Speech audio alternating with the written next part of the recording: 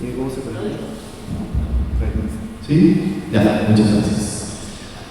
Hola, buenas tardes. Hoy día es mi segunda oportunidad para presentar acerca de algunos temas de la medicina china. Este en particular va a ser desde la perspectiva de lo que es el cuidado de la salud, la cual ayer y hoy día se ha estado tocando como temáticas. Y ¿tengo una hora o cuánto tiempo tengo? ¿Una hora? Más o menos, ya. Voy entonces a limitarme a presentar lo principal. Voy a tratar de darles una idea, una pincelada de cuál es el concepto principal de la medicina china, del cuidado de la salud, el cual en medicina china hablamos del concepto de cultivar la salud.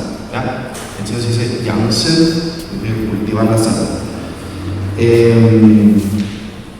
Así que les voy a dar una perspectiva bastante cultural, y como la actividad de hoy día está asociada al Instituto Confucio, también les voy a dar una perspectiva desde el lenguaje, ¿ya? Que van a ver lo interesante que es los caracteres, los ideogramas y su relación con la medicina. ¿Sí?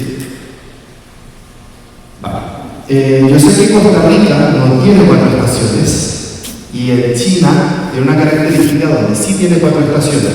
¿Ya?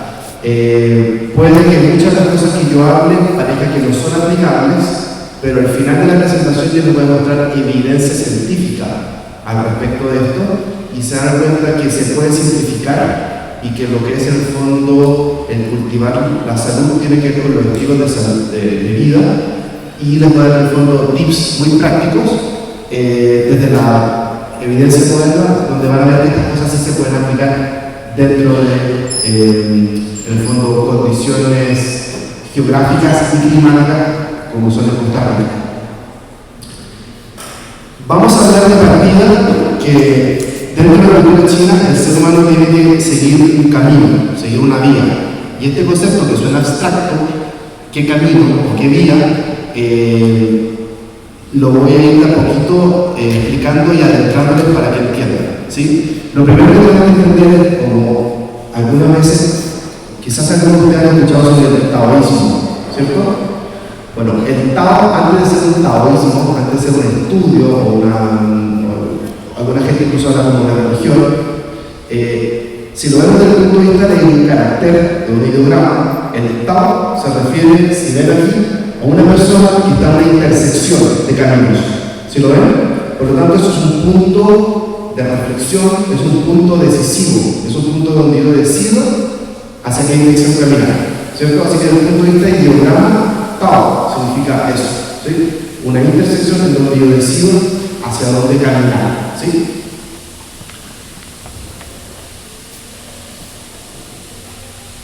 Dentro del primer libro de medicina china, cuando se habla de camino, se habla bastante concreto, no se habla en términos abstractos.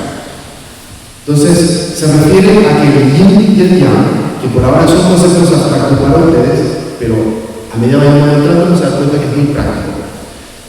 El yin y el yang son el camino del cielo a la tierra. ¿Qué quiere decir el cielo a la tierra? El cielo son todos los patrones del clima, todos los patrones de los astros. Eso es el cielo. ¿Cuál es la tierra? Son todos los patrones de la naturaleza, ¿cierto? Y el ser humano se encuentra entre el cielo y la tierra. ¿Sí se va entendiendo? Por ende, el camino del cielo a la tierra son los patrones del yin y el yang, ¿ya? Y estos son los principios fundamentales que rigen a todos los seres vivos, ¿ya? Para tratar las enfermedades hay que buscar la base, y la base es el yin y el yang, ¿sí? Este es el carácter del Tao, ¿sí? Entonces tenemos la imagen del Tao y del yin y el yang dentro del Tao, ¿sí? El cielo, si lo vemos desde el punto de vista de un carácter, hoy día se escribe así como lo ven acá. En verdad se refiere a la cabeza del ser humano, lo que está sobre la cabeza del ser humano, o sea, el cielo, ¿sí?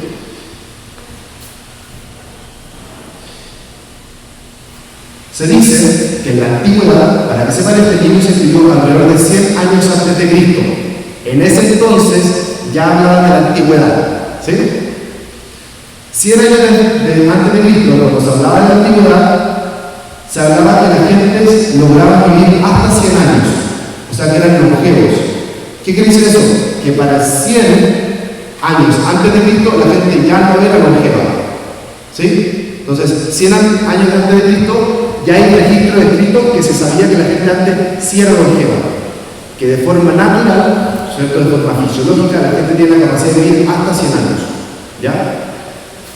Y la razón de esto es porque seguían los patrones o la secuencia de la primavera y el otoño. ¿Qué quiere decir eso? Que seguían los patrones de las 4 estaciones, ¿sí? Entonces, el cielo se refiere a eso, ¿sí? Al ADN. El ser humano genéticamente es posible vivir hasta 100 años. ¿Sí? Que hoy en día, con el nivel de longevidad que hemos logrado, a través de todas las razones, no solamente la medicina, tiene que ver con el agua potable, tiene que ver con el manejo de bastantes cosas, las personas cada vez más son más longevas, hasta 80 y tantos años ya se ven en muchos países del mundo. Bueno, ¿y qué pasa? Dicen, ¿por qué las personas dejaron de vivir hasta 100 años y están viviendo hasta la mitad, ¿cierto? Hasta 50 años? Dicen porque la gente dejaron de seguir el camino, ¿sí? Para ese entonces, antes de que la gente perdiera el equilibrio, comían y bebían con moderación. Se levantaban al despertar y descansaban con regularidad, o sea que tenían patrones, tenían ciclos, ¿sí? Seguían los ritmos de la luz, ¿cierto? Y no se trataban de trabajos inútiles, o sea que trabajaban, se esforzaban, pero no se sobreexigían al punto que les produciese algún daño o con desequilibrio de salud mental y física, ¿sí? Entonces, el estilo de vida era tal que permitía que las personas llegaran en un estado de salud física y mental hasta los 100 años. En medicina china nosotros hablamos mucho de 2 conceptos, de ir a favor del flujo o ir en contra del flujo. Si vemos la primera letra, que es Shun, que significa ir a favor, ¿sí? Podemos ver esas 3 líneas que ven es agua. Entonces habla de un flujo, ¿sí? Y la otra persona se ve de pie, de forma recta, ¿cierto? Con la cabeza hacia el cielo y los pies hacia la tierra, que va en el fondo a favor del flujo. Por el contrario, la palabra Ni, que se usa mucho en medicina china para hablar de enfermedades o de fenómenos patológicos, se refiere a lo contrario, a ir en contra del flujo, ¿sí? Aquí podemos ver una persona que está justamente invertida, ¿cierto? Con la cabeza dando a la tierra y con los pies dando al cielo. Pero aparte de eso, esta radical de acá tiene que ver con caminar. ¿Qué quiere decir eso? Tiene que ver con la acción. Que la acción del ser humano, la acción de la persona está invertida. ¿Sí me van entendiendo? ¿Ya? Entonces, la salud tiene que ver con seguir el flujo. La enfermedad o el desequilibrio tiene que ver con acciones que estén invertidas a estas. Entonces, ¿qué ocurre? El ser humano toma el vino como si fuera agua, como si fuera una bebida ordinaria, y adopta comportamientos absurdos como comportamientos normales, ¿cierto? Hoy día la mayoría hablé, se emborracha y entran a las relaciones de las mujeres para el sexo. Y habla entonces en fondo de que su lujuria agota su esencia. Su esencia en medicina china se refiere a lo más,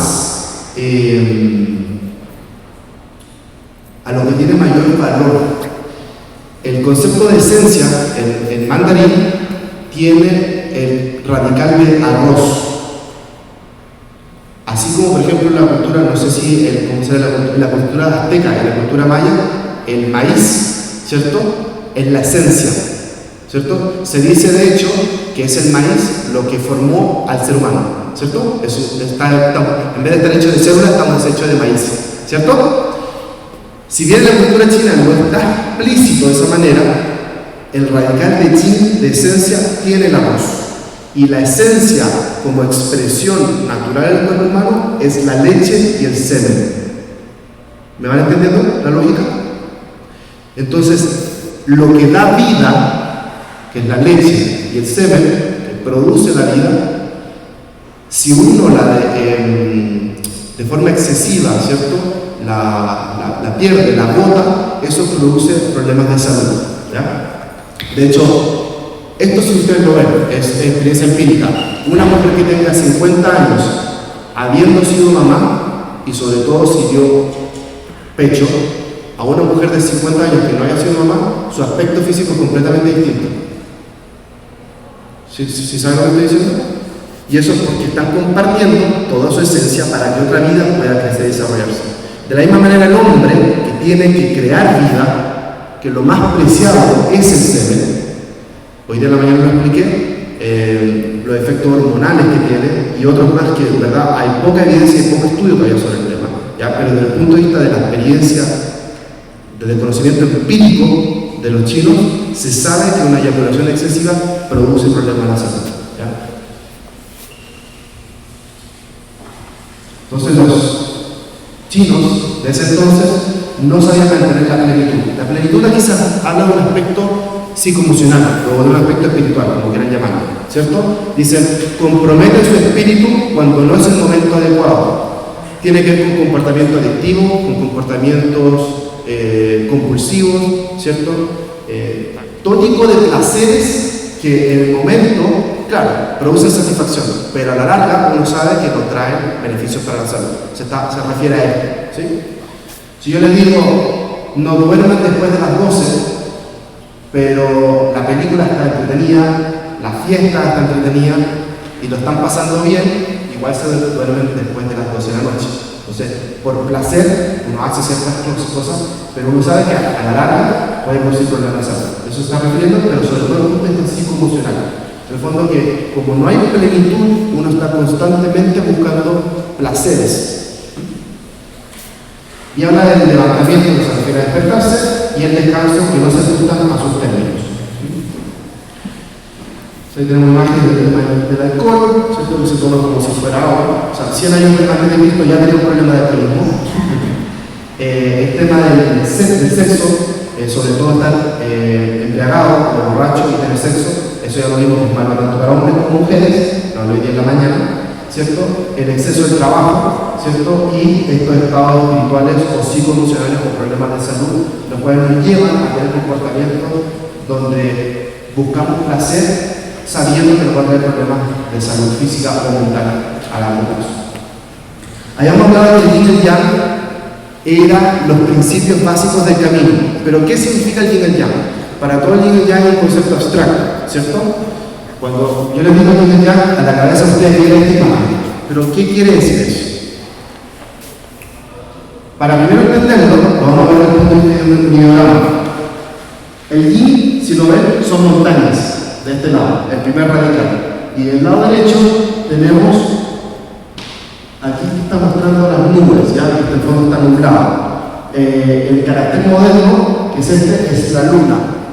¿Sí? En el fondo, el aspecto de la noche, el aspecto frío, el aspecto que no le llega el sol a la montaña, es el aspecto yin en la naturaleza. El aspecto yang es el aspecto donde le llega el sol a la montaña. ¿Sí? Entonces esa montaña va a tener más verde, va a tener más vida. Por el contrario, el yin va a ser un lugar más húmedo, va a ser más frío, ¿sí? Etc. Entonces, el entender el yin y yang tiene que ver con esa característica de la naturaleza. Entonces dice, el yin y yang constituye la raíz y la base de todos los seres vivos. Constituye el fin y el principio de todos los seres vivos. Son la base de la muerte y la vida. El yin y yang es una forma de lógica. ¿Qué quiere decir? Es una lógica en donde se conoce la realidad o la naturaleza a través de la comparación. ¿Sí? Es a través de un método de comparación en cómo yo conozco las cosas. Esto es alto o esto es bajo. Esto está frío o está caliente.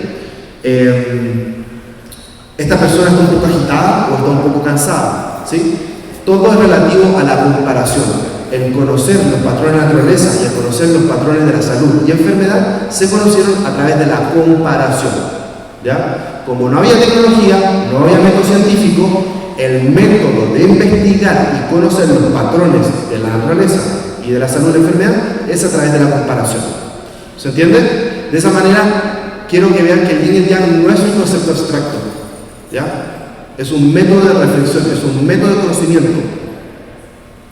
No sé si podríamos hablar de que es un tipo de ciencia, pero sí tiene que ver con eso. Y esto es fundamental, a donde vamos a entrar ahora. El concepto de tratar o de curar es el mismo carácter para gobernar. Gobernar un país es el mismo carácter que para tratar el cuerpo humano, ¿ya? Si vemos este carácter, que se dice zhi, el radical del lado izquierdo es un radical de agua. Y el radical, vamos a ver en chino significado, es el radical de ai, que significa una plataforma. ¿Qué quiere decir eso? Agua y plataforma, ¿cómo lo entendemos? Agua y plataformas.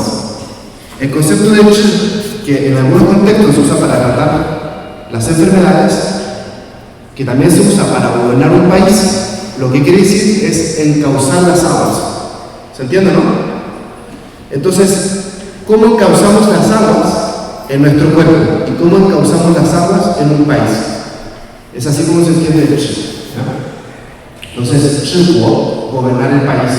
Zhi shen, tratar el cuerpo, ¿cierto? Pero todavía viene el concepto de zhi shui, de encauzar las aguas.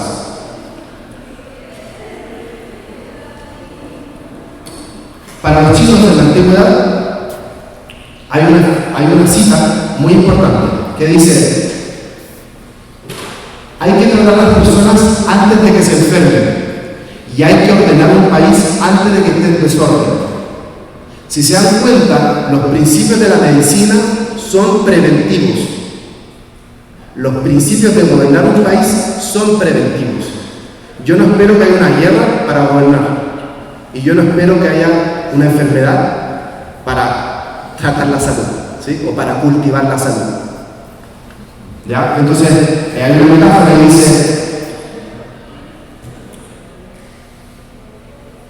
si yo esperara a que se enfermara el cuerpo para tratarlo, sería como esperar a que tengo sed para cavar un pozo, o estar en tierra y recién empezar a producir las armas.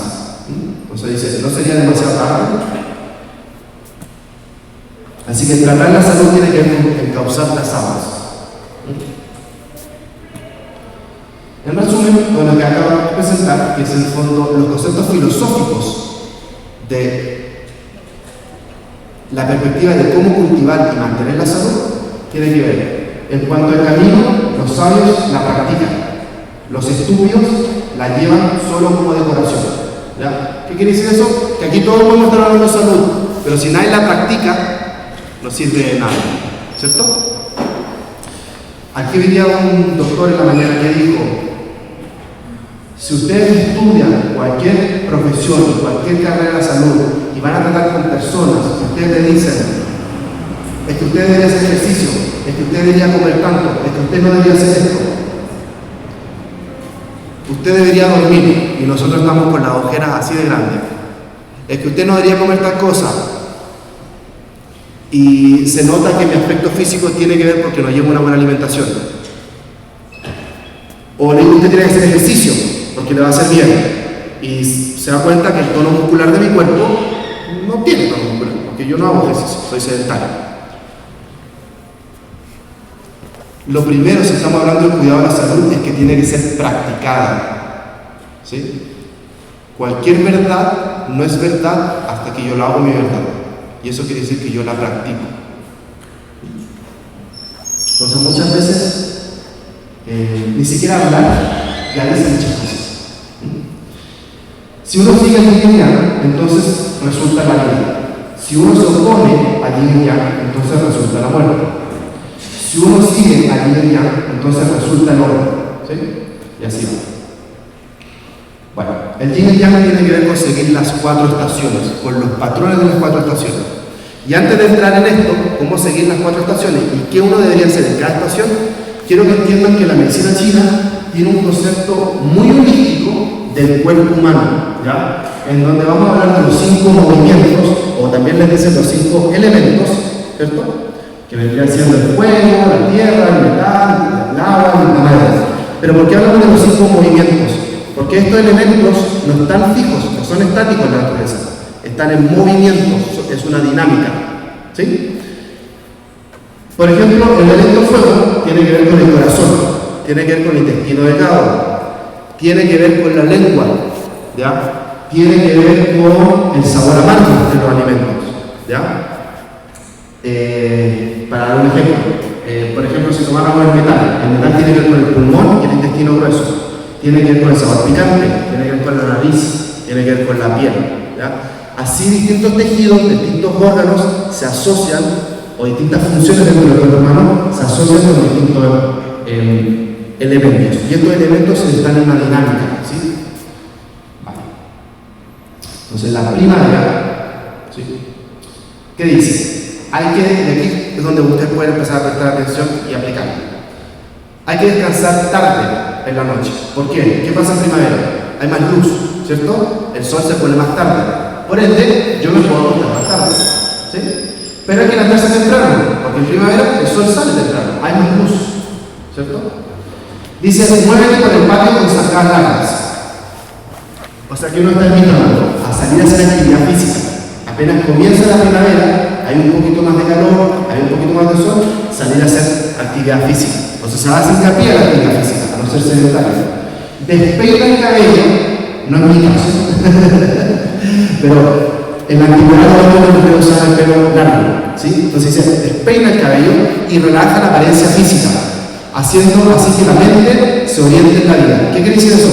Nos invitan a relajarnos en primavera, a llevar el pelo suelto, a usar ropa ligera, ropa suelta. ¿Por qué? Porque quieren inducir un efecto emocional, un efecto donde yo me siento relajado. En primavera hay que relajarse. Porque olvídense, acuérdense que está recién pasando la primavera, el invierno. El invierno es una etapa difícil en la vida. Hoy día nosotros tenemos, ustedes no tienen un invierno, pero en los lugares donde nieva, por ejemplo, antiguamente era difícil las condiciones, ¿sí? No es como hoy día que hay tecnología, se puede calentar, ¿cierto? Es distinto. Y dice, da vida y no mates, da y no tomes, premia y no castigues. A nuestros amigos que son chinos o tienen antepasados chinos, saben que en la primavera, que es el año nuevo chino, es lo que se celebra justamente la llegada a la primavera, ¿ya? El año nuevo en chino se llama Chunjie, que significa eso, ¿ya? El festival de la primavera, o la feria de la primavera. En la primavera los chinos, ¿qué hacen? Durante una semana van a visitar a todos sus familiares, ¿cierto? Son chinchi, se dice, ¿no? Van a ver a sus familiares y les llevan regalos. Ese es el espíritu de la primavera. Dentro de la cultura china hay cosas tan básicas que probablemente ni siquiera los chinos saben de dónde vienen, pero vienen de esto. La medicina está normalizada en sus comportamientos. Oponerse daña al hígado, ¿ya? El hígado tiene alta relación con las patologías psicoemocionales. Se sabe, esto está estudiado, que muchas pacientes de tipo depresivo, los índices de depresión suben en primavera justamente. Y eso tiene que ver con aquellos pacientes que tienen disfunciones en el hígado o tienen patología del hígado y aparte asociados con problemas psicoemocionales o psiquiátricos. Entonces, aquí lo importante es seguir el ciclo circadiano, ya hablamos de la primavera, y entrar en un estado de relajación, ¿sí? Como lo estamos viendo. Es un periodo de nacimiento, es un periodo de edad. Toda la naturaleza está floreciendo. En Chile, el índice de nacimiento de bebé de la estación más alta es primavera, por ejemplo. Y eso tiene que ver con que cuando llegamos al verano es cuando hay mayor exposición a la luz. La luz genera en el hipotálamo un efecto endocrino en la cual produce que el ser humano tenga más líbido, se quiera reproducir. Si eso en verano ocurre, el nacimiento ocurre en primavera. Aparte que debe estar también asociado que en verano, en Chile por ejemplo, la gente tiene espacios de vacaciones. Obviamente en un espacio de vacaciones, de relajación, hay un espacio para tener una vida sexual más activa, ¿sí? Este fenómeno que estoy hablando, que ocurre en Chile, ocurre también en los mamíferos.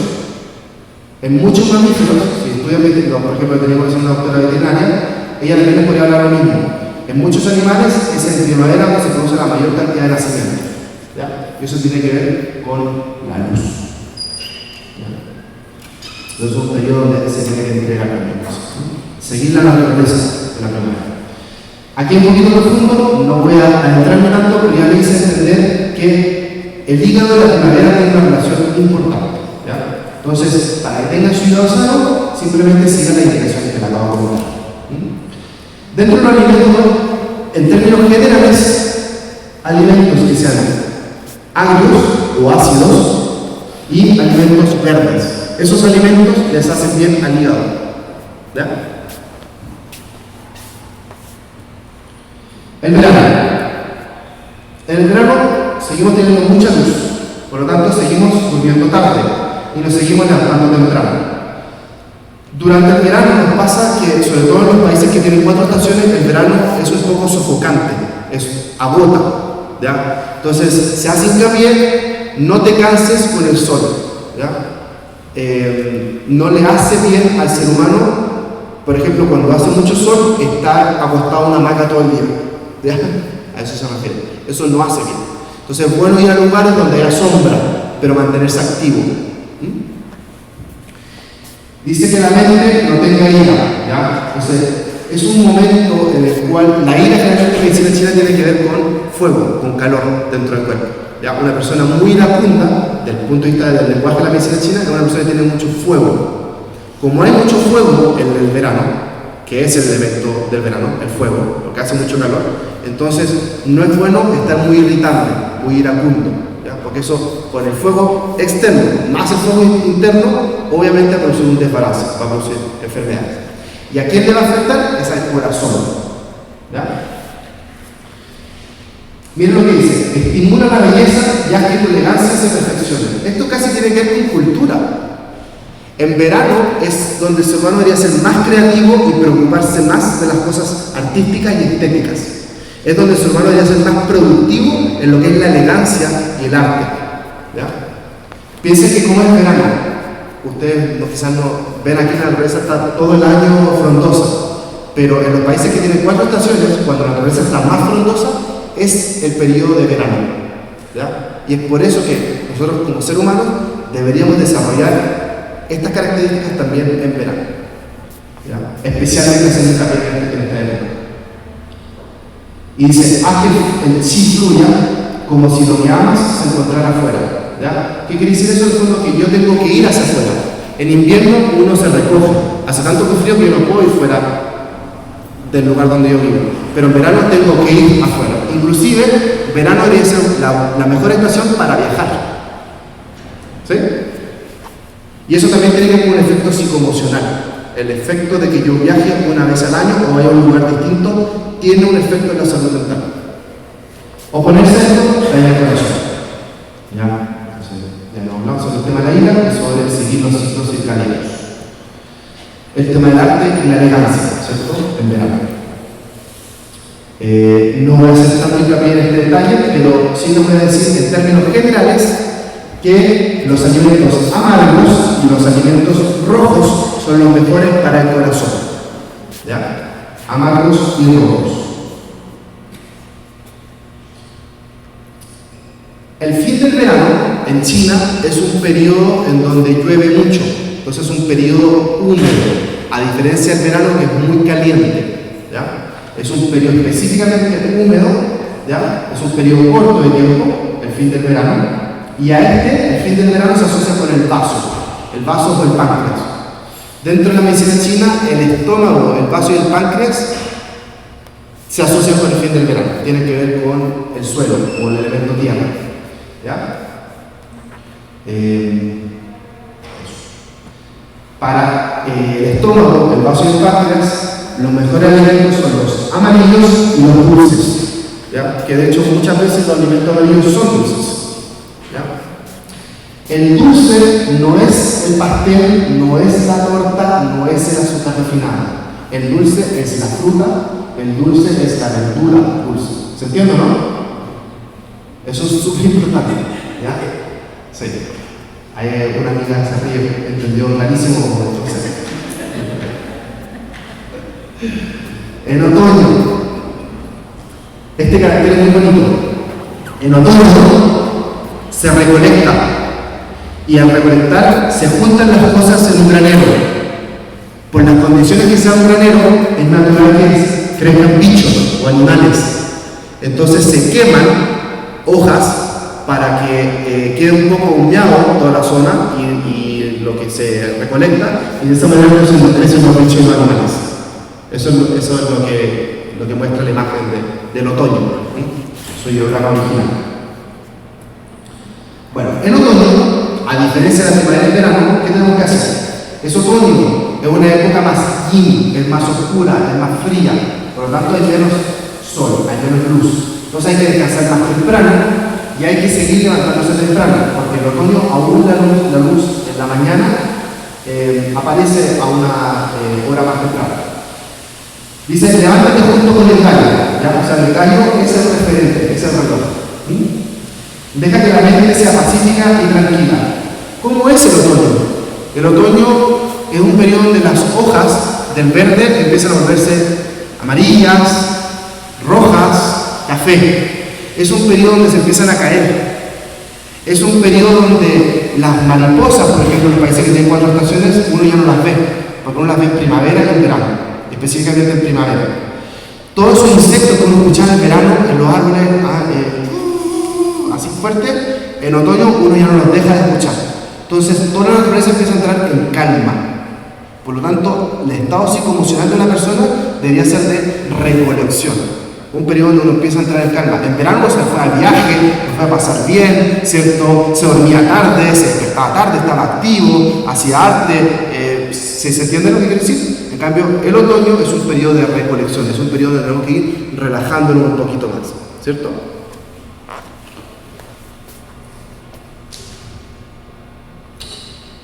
Estar en contra de esto, oponerse a esto, va a dañar el pulmón. Muchas de las enfermedades respiratorias, ¿cuándo empiezan?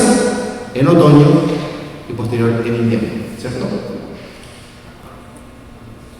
Así que hay que levantarse con el gallo y hay que empezar a entrar en este estado un pelito más reflexivo, un pelito más tranquilo, de recolección. Los pulmones y el otoño, ya lo mencioné. En términos generales, la alimentación, los alimentos blancos y los alimentos picantes son buenos para el pulmón, ¿ya? Picantes como el ajo, el jengibre, la cebolla, la canela, ¿cierto? Los chiles, ají, que decimos en Chile, y los blancos aquí tienen un montón, ¿cierto? Todos estos alimentos blancos y picantes son buenos para el pulmón, o para la enfermedad respiratoria en general, o para evitar el fondo que no tenga enfermedad respiratoria, ¿sí? En invierno, ¿cómo voy de tiempo? Bueno, el invierno es el periodo en donde va a haber más frío, en donde los árboles ya no tienen hojas, en donde incluso en algunos lugares puede nevar, ¿sí? Entonces se va a ver la naturaleza muy seca, no va a haber mucho ruido de los animales, no se va a ver mucha flora, no se va a ver mucha fauna, los animales invernan, si no han escuchado, ¿no es cierto? De invernar, ¿cierto? Los insectos y los animales invernan. Y como la naturaleza está en este estado, uno también debería entrar en este estado. Aparte que como hace mucho frío, y en la antigüedad era difícil, uno se mantenía en casa, ¿ya? Entonces dice, ve a descansar temprano, porque hay poco luz, entonces uno tiene que dormir antes. Y te levantas tarde, porque el sol sale del traje. ¿Ya? Debes esperar a que brille el sol, ¿sí? Los ciclos circadianos, específicamente hoy día se estudia el tema de la melatonina. Probablemente han escuchado que hoy día se está usando mucho la melatonina. La melatonina se activa en el hipotálamo y se activa cuando entra la luz.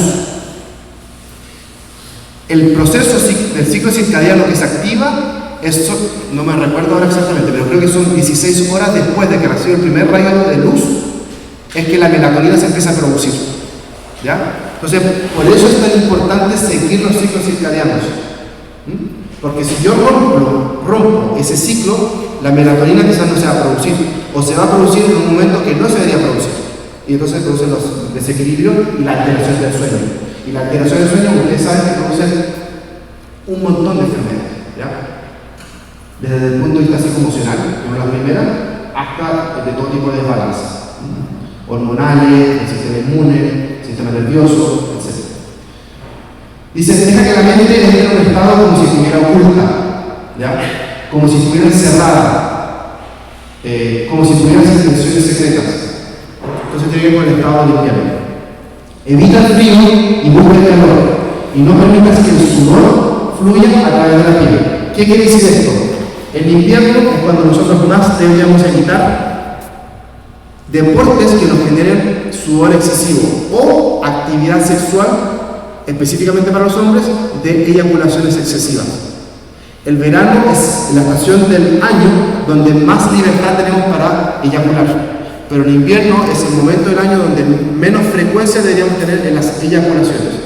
Y del mismo punto de vista, el sudor, el momento que más deberíamos sudar es el verano, y en el que menos deberíamos, a través de ejercicios físicos, hacemos actividad física, hacer ejercicios físicos que no te lleven a ese sudor excesivo. ¿Qué quiere decir eso? En invierno no deberíamos correr maratones. ¿Se entiende, no? En la medicina china, la sangre y el sudor tienen el mismo origen. Si yo sudo mucho, yo le genero daño a la sangre. ¿Sí? Ustedes no sé si han visto las personas que van al gimnasio o corren maratones, el aspecto físico que tienen, cómo se ve la piel. Se ve opaca, tienen poco lustre, se ven pálidas. Esas personas no deberían sudar mucho, no deberían hacer ejercicios o actividades físicas que les generen sudar mucho. Deberían hacer actividades físicas más suaves, como, no sé, tai chi o qigong o yoga. ¿Se entiende, no?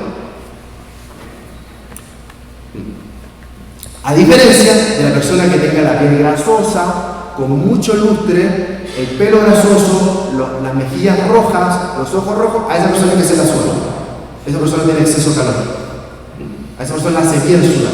Si no suda, lo más probable es que se ponga ansioso, irritable y tenga otro problema.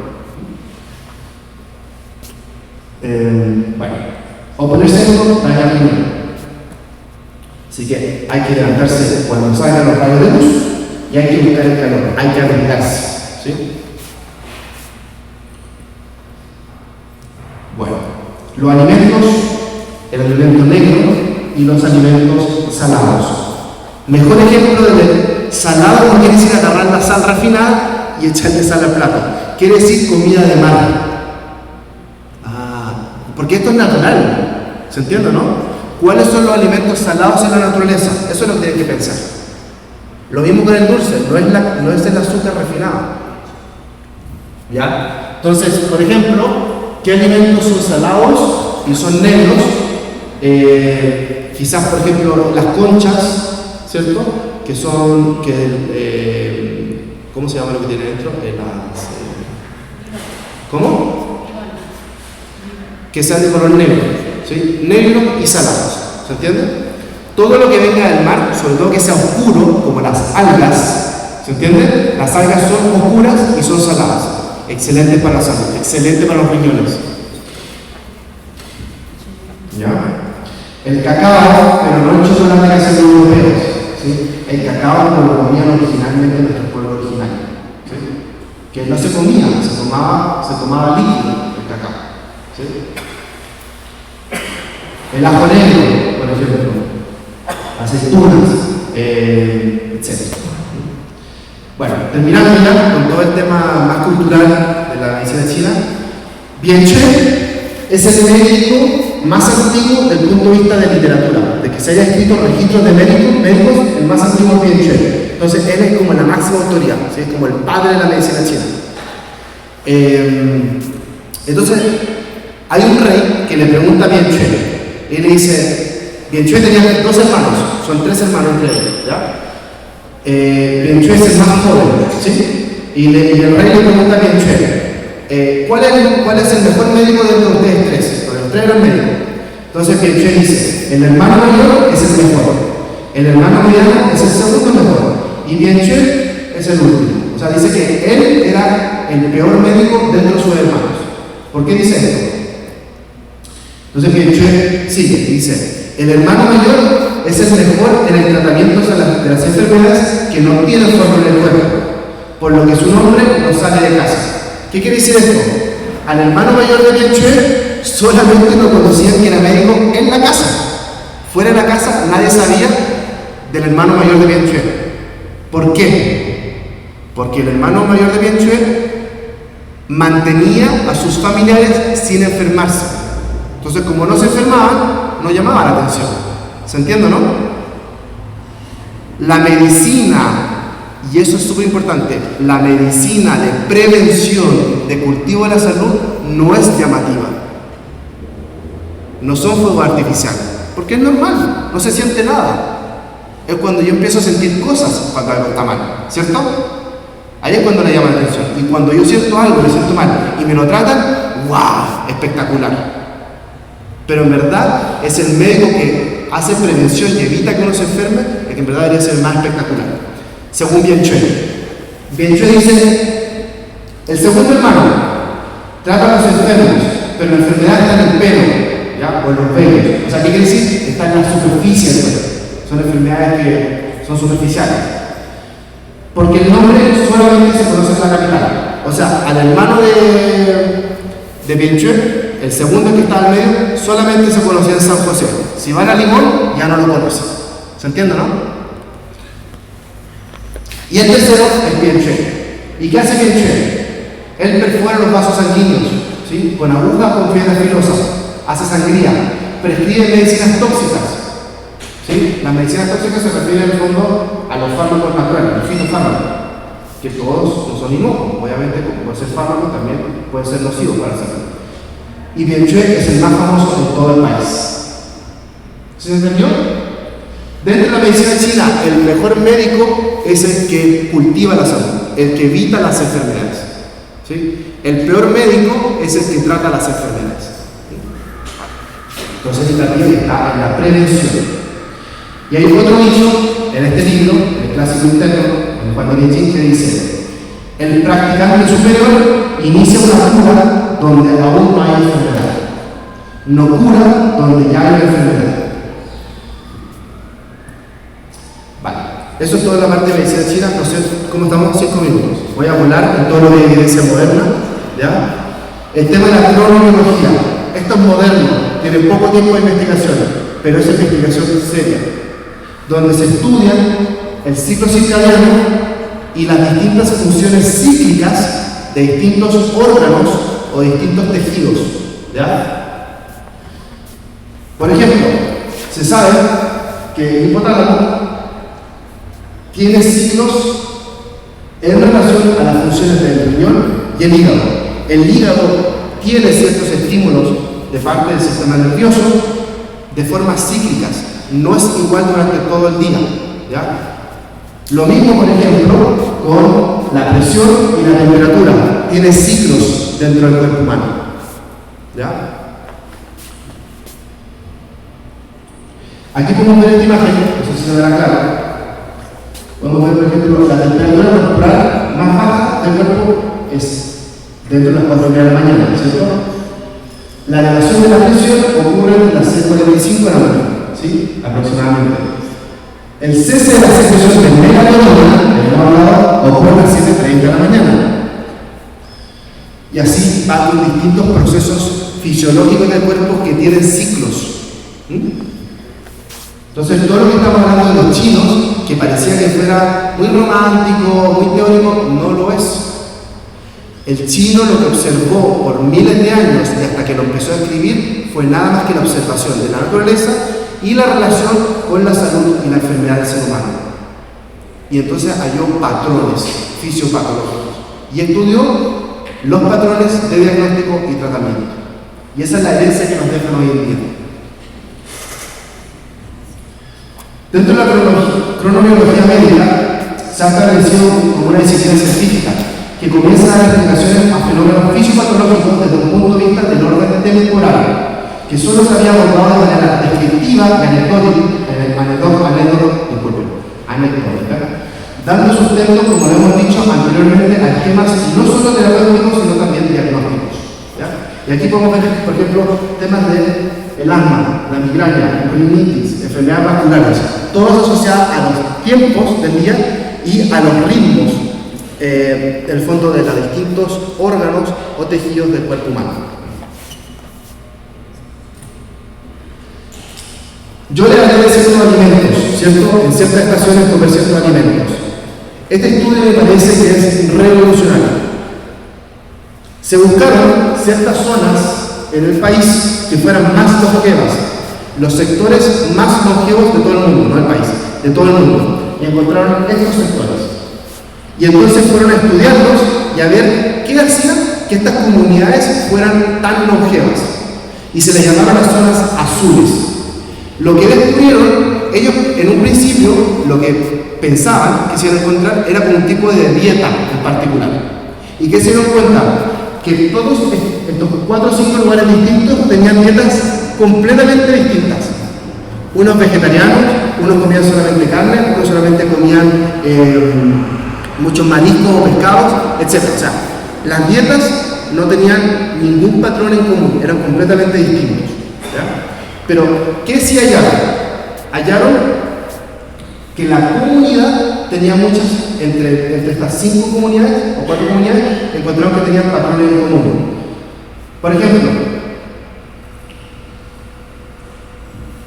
que vivían en familias, que tenían una comunidad que era como una red social, era una comunidad estrecha, ¿sí? No es como en nuestras ciudades, bueno, aquí quizás es distinto. Como Costa Rica es más pequeño, muchos de ustedes se encuentran con gente y se conocen, ¿cierto? Y de hecho ustedes son muy, uno como chileno tiene la percepción de que ustedes son muy amables, muy abiertos, etc., ¿no? Muy hospitalarios. Pero por ejemplo, si ustedes van a Santiago de Chile, como es una capital grande, tiene 7 millones de habitantes, nadie se mira, nadie se conoce, nadie se habla, nadie es gentil. Se desvinculó la gente. En cambio, en estas zonas, toda la gente es una red social. Igual como escuchamos ayer y hoy día en cuanto a los grupos étnicos que trabajan como una comunidad. Esa red social es fundamental para la salud y la longevidad. Se dieron cuenta que todas estas comunidades tenían una voluntad o una intención en común. Tenían un propósito en común. ¿Ya? Eso también es súper importante.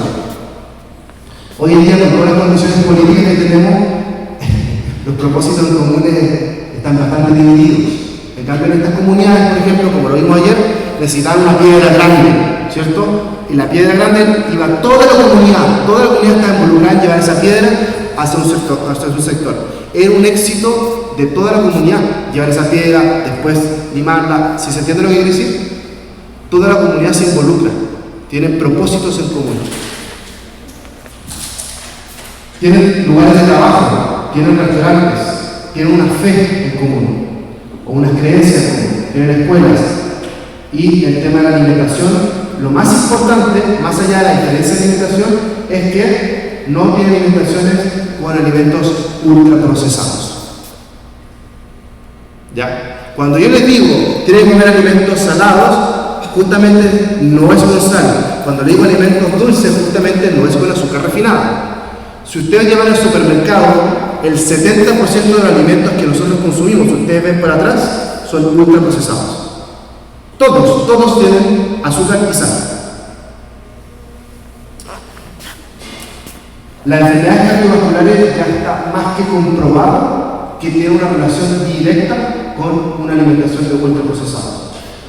La mortalidad principal del mundo está asociada a enfermedades cardiovasculares y de metabolismo, ¿cierto? ACV, enfermedades cardiovasculares, ¿cierto? Neurovasculares, claro, ¿cierto? Enfermedades relacionadas con el metabolismo, la diabetes, la hipertensión. Todo esto tiene una relación directa con la alimentación. No es el único factor, pero es un factor fundamental, importante. En cuanto a la nutrición, también es súper importante. Yo no estoy tratando de promover una dieta china. Si se dan cuenta, no estoy haciendo eso, ¿ya? La dieta, como ayer habló uno de los doctores sobre alimentación afrodescendiente, él justamente dijo eso. afrodescendiente que va a un hospital y le dan comida de un grupo étnico en particular, su experiencia de comer no es la misma que aquella persona que es blanca. La persona, cuando voy a un hospital, me da una alimentación quizás que para un grupo de gente que es descendiente de los blancos. Pero el afrodescendiente que va a un hospital no recibe una alimentación que está acostumbrado a comer. Y eso también tiene que ver con un tema de satisfacción. Y el tema de satisfacción tiene que ver con salud mental. Y la salud mental también tiene que ver con la salud física.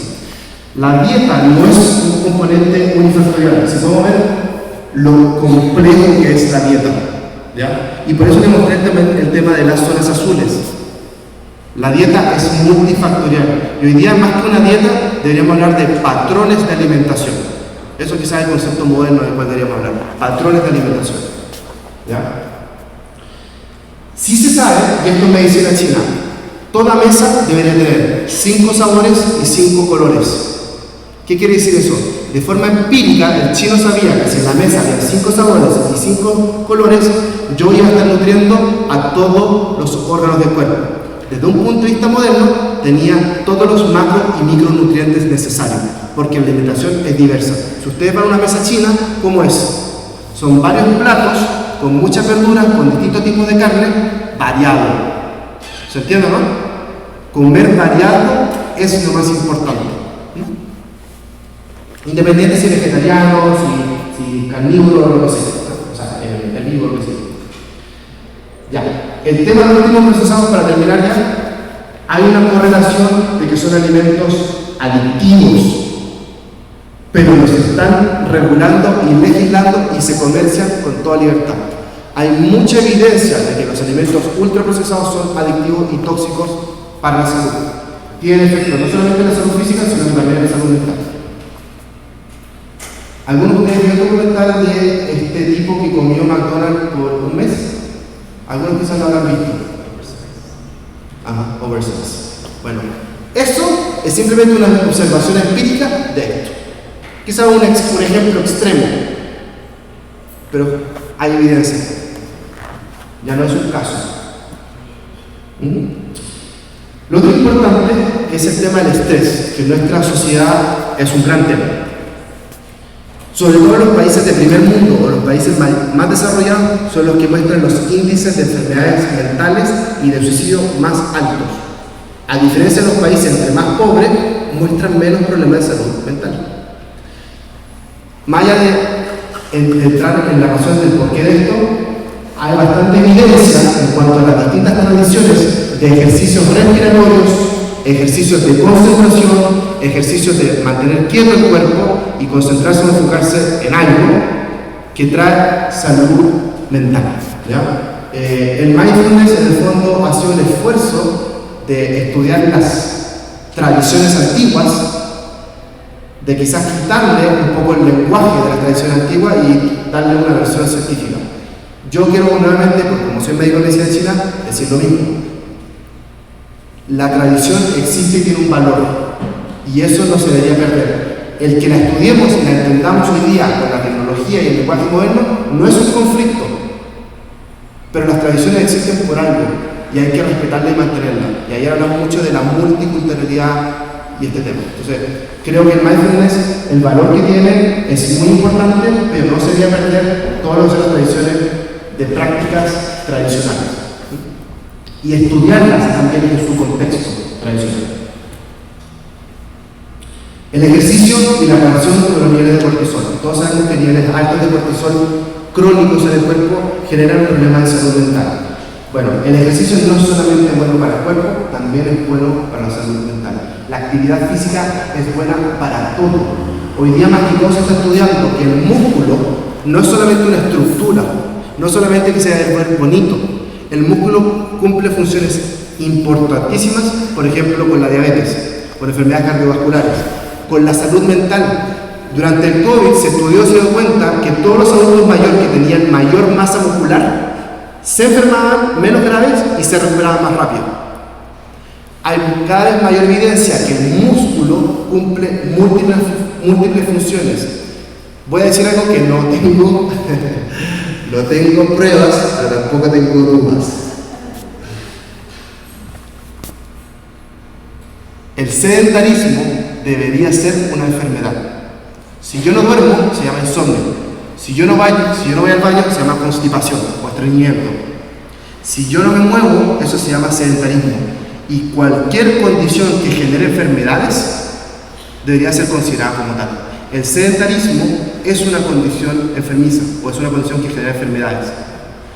El movimiento, la actividad física es una necesidad biológica. Es salud física y es salud mental. Independiente de la actividad que quieran hacer, yo tampoco estoy promoviendo un tipo de actividad física, sino que hay actividad física. La medicina del estilo de vida, el futuro de la gestión de las enfermedades crónicas. Creo que el gran problema es que si no hubiese una OMS o políticas públicas en donde se obligue, como nos obligaron a vacunarnos, si nos obligaran a no comer McDonald's, a no comer ultraprocesado, a hacer actividad física todos los días, o en el trabajo, o en los colegios, o en la universidad, probablemente la salud física y la salud mental sería otra cosa. Pero por distintos factores, que no es mi área de estudio, no es el caso. Creo que si el estilo de vida se va a desarrollar, tiene que entrar como políticas públicas. Tiene que ser una inversión a ese nivel. Bueno, eso es todo. Espero que les haya gustado, que haya sido de su interés y que les sirva de algo un poquito la comprensión de cómo se cultiva la salud desde el punto de vista de la medicina china y que vean que hoy día también hay bastante evidencia al respecto. Muchas gracias.